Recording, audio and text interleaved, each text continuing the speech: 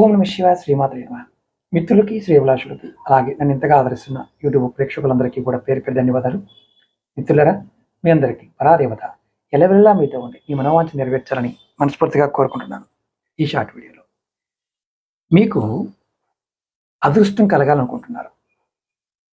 అదృష్టం కావాలనుకున్నప్పుడు ఆదివారం నాడు మీరు ముఖ్యమైన పనుల మీద బయటకు వెళ్తున్నప్పుడు ఇది ఆదివారం నాడు చేయండి.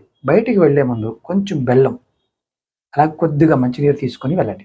ఒక బెల్లం మొక్క నోట్లో వేసుకొని కొద్దిగా నీరు తాగి వెళ్ళండి. అలాగే ఆదివారం నాడు మీకు ఎక్కడైనా ఎర్రటి ఆవు కనిపిస్తే ఆవుకి బెల్లం కానీ, గోధుమలు కానీ, మొలకెత్తిన గోధుమలు కానీ తినిపించండి. ఫలితం ఏంటంటే మీరు చేపట్టిన ప్రతి పనిలో కూడా విజయం సాధిస్తారు. ఆటంకాలు తొలగి విజయం లభిస్తుంది.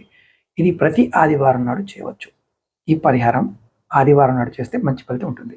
అలాగే మీకు ఈ వీడియో నచ్చినట్టు లైక్ చేయండి. ఛానల్ని కొత్తగా చూసే మిత్రులు సబ్స్క్రైబ్ చేసుకోండి.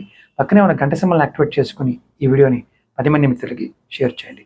ఓం నమః శివాయ శ్రీమాత్రే నమః.